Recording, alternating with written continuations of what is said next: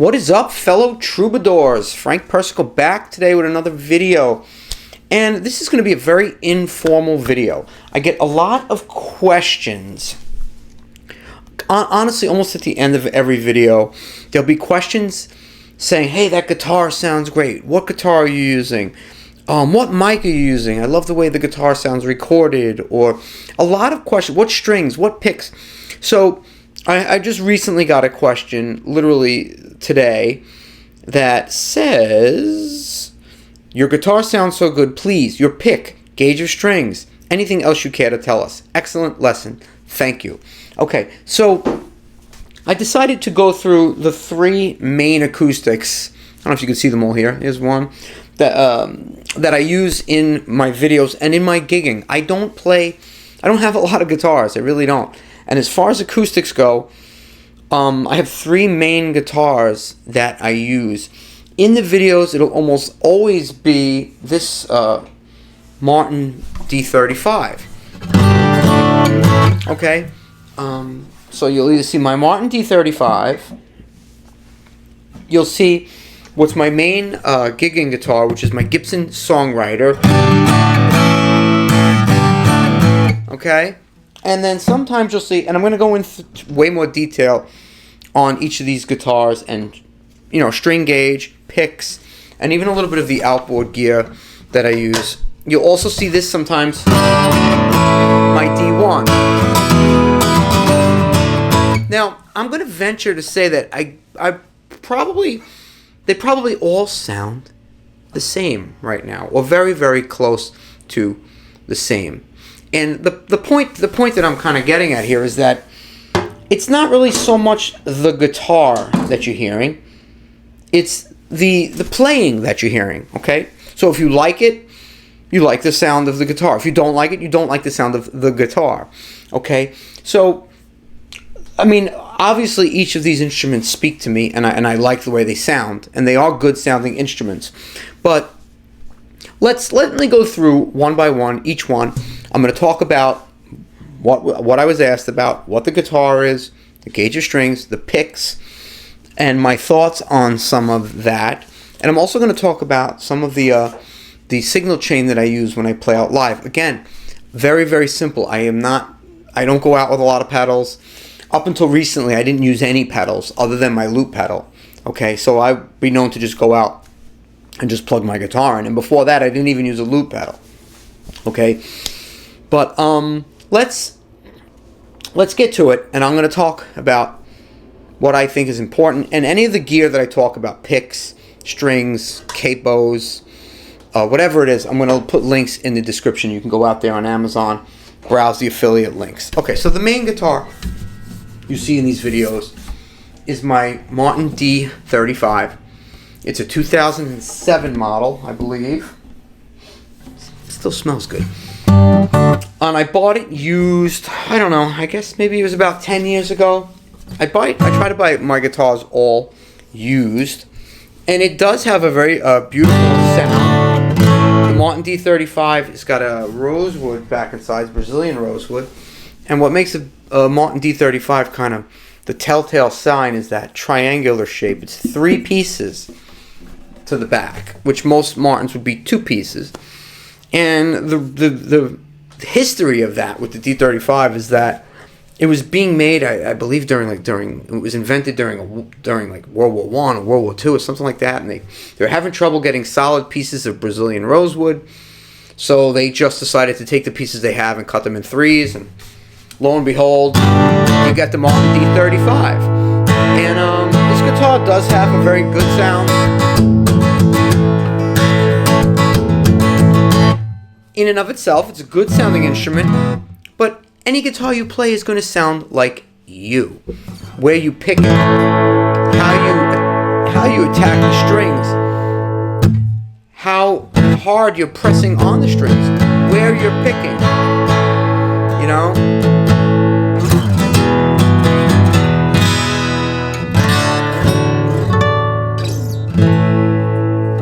Picks. What picks do I like to use? That was the other question. And, well, let's switch to my Martin D1 when I talk about that. This is an old Martin D1. I got it in the mid-90s. One of the simpler Martins. It's a mahogany back. The sides are actually a laminate.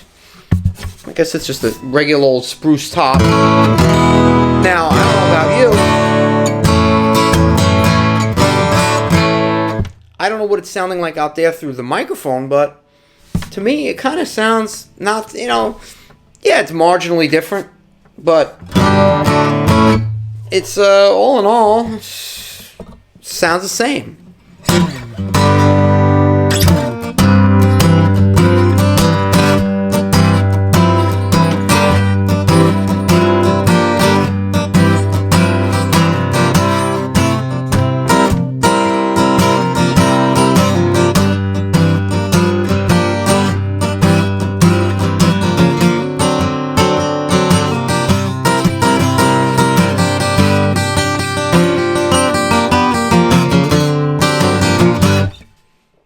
I don't know. Sound any different? Picks. The main picks that I like to use, I like to say that the best compression pedal is your pick. I don't use a compression pedal when I play out. What I play out with 90% of the time, if it's a strumming part, it will be, this is a Fender touring pick. You can't really get them anymore. Fender doesn't make them anymore. And it's a very, very thin 0.5 millimeter. Now you can get them in the Dunlop version. Okay, it's the red pick just like this. Okay, again, I'm showing you the Fender one. But Dunlop makes them. It's the Dunlop Tortex material. It's that like satiny plastic, and they make them in a 0.5 as well. And that's what I like to use when I strum, because otherwise, if you're strumming heavy on a heavy pick, you will find that it becomes very, very percussive and very abrasive. Whereas if you're strumming heavier on a thin pick, the pick moves out of your way. If I want to get more bite, I could choke up on the pick, move closer to the top so the pick doesn't flex as much, or I could just pick closer to the saddle, the bridge, where the strings are more tense.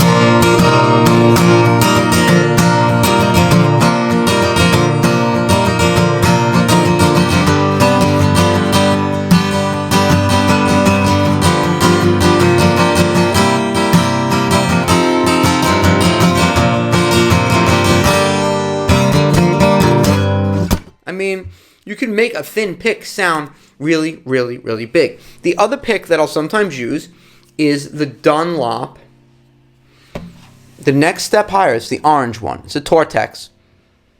And this is a 0.6 millimeter. It's 0.1 millimeter thicker. It's also a relatively thin pick. And sometimes, if I want to do more individual note stuff, I'll use this pick. But if I had to pick one to get away with, at all my gigs, it would be this Fender touring pick or the Dunlop touring pick. You're not going to be able to get the Fender touring pick because I think I bought every one on the planet when I found out they were going out of business. Well, when I found out they weren't making them anymore. These are the Fender touring picks, and I just bought a whole bunch of them because why not? I found out they weren't going to be making them anymore, and I bought them. The Dunlop ones really essentially are the same thing. To me, the Dunlop ones feel a little thinner than the Fenders, and I never really liked them as much as the Fender ones. But either one of these two picks will get you, I think, would be usable to you if that gels with your style of playing. I can't tell you that that's going to work for you because everybody's a little bit different. But if you're liking my sound, that's what I'm using. Now, this is the guitar that I gig out with really 100% of the time. The first Martin I showed you has no electronics, and I'm not going to put electronics in it. The D1 has that LR Bag sound hole pickup, which does a good job. But this one, my Gibson, songwriter, you've seen it also here in videos. It gets a lot of compliments. People love the tone of this guitar. But again, I'd venture to say, yeah, the guitar is a good tone, but they're all going to kind of sound like whoever the player is. I do love the sound of this one though.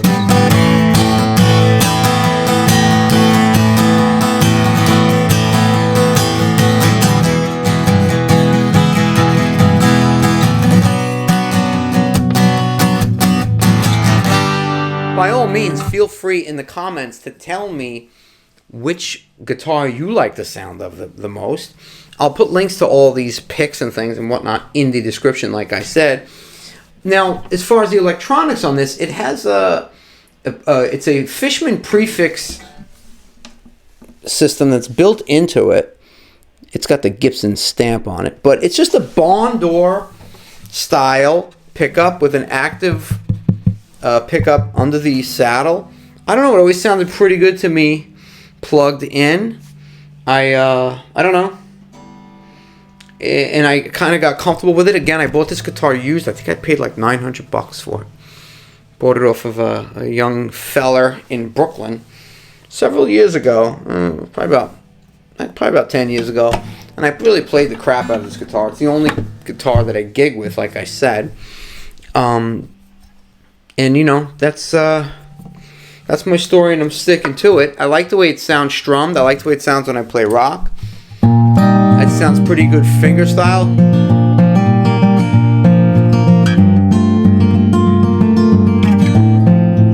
Nice and versatile.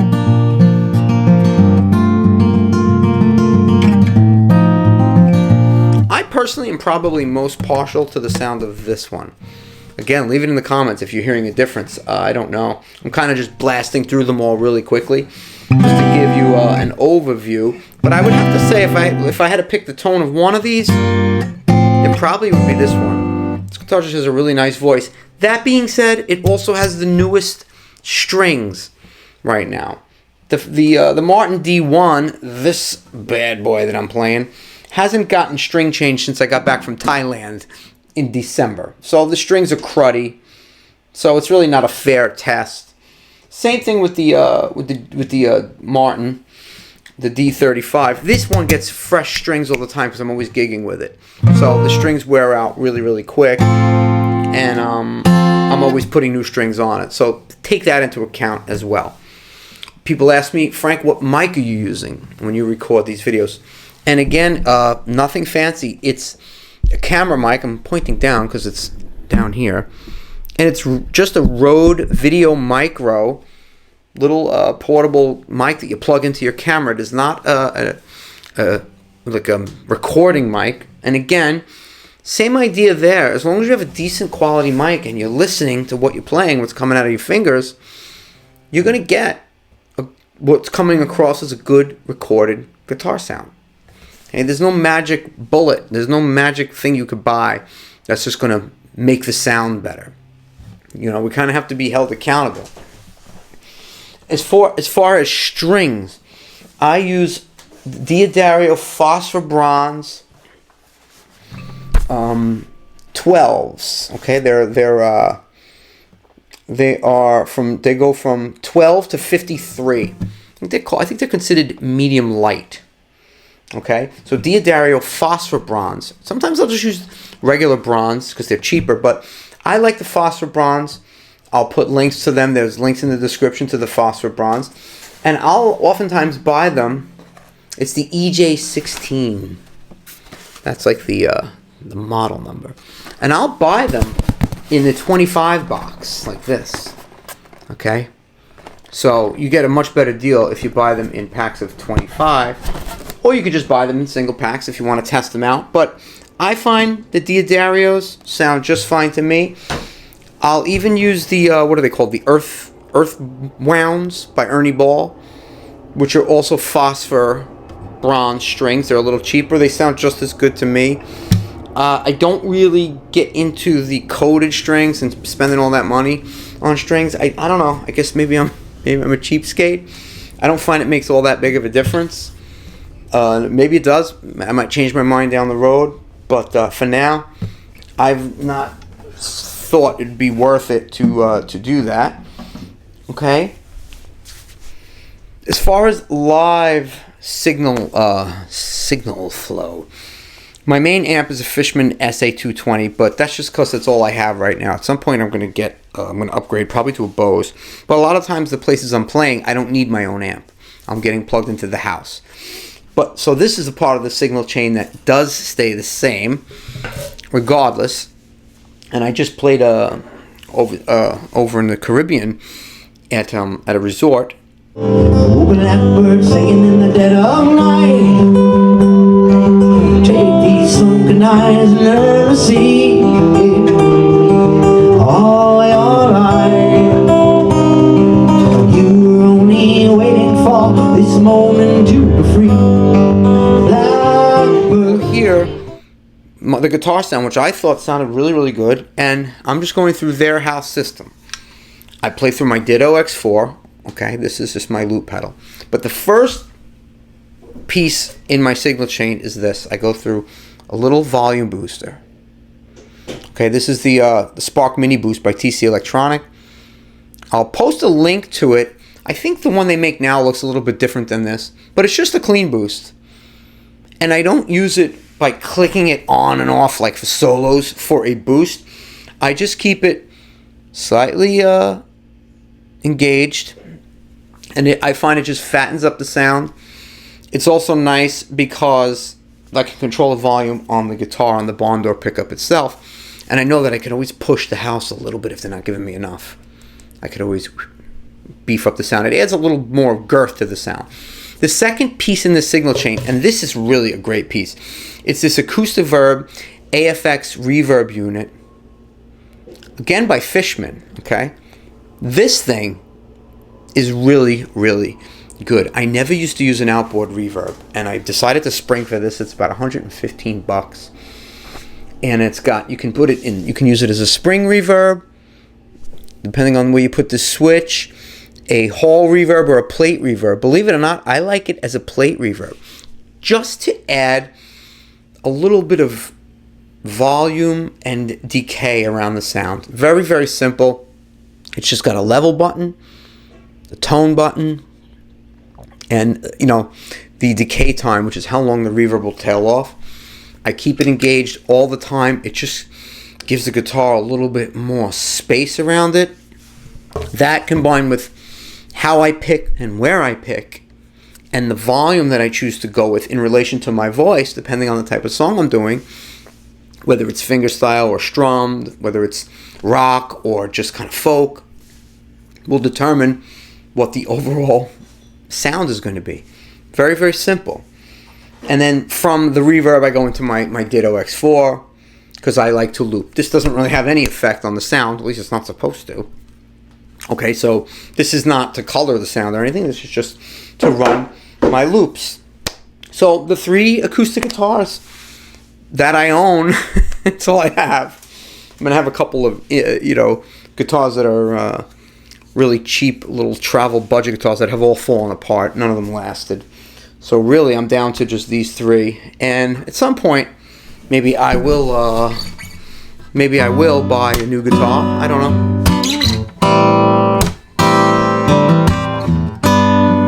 Most of my first album was written on this old D1. I heard you crying in your sleep last night. Didn't want to wake you, girl. I know you keep your feelings tight. Kissed your forehead and made you smile while the rain was falling outside. The coldest part of the night is right before the morning time. Something nice about going back to the original guitar that you wrote something on. Kind of brings you back to that mindset. And this guitar has been with me a very, very long time, since I'm in my early 20s. And my mom bought me this guitar. It's a very, very important guitar to me. Very special to me. And I don't know. That pretty much wraps it up. I hope that answered your question. In the future, I'm going to do more videos, or another video where I put these pieces of the sound together and go into my system and show you kind of how I set up my settings. But there you have it, my basic guitar setup, my basic mic setup for my camera, my string choices, pick choices, Let me know what you think in the comments. If you want to support this channel, please like and subscribe. You could buy me a coffee. You could subscribe to my Patreon. You could check out the Amazon affiliate links. I'm Frank Persico. I thank you for watching, and I'll see you in the next video. Later.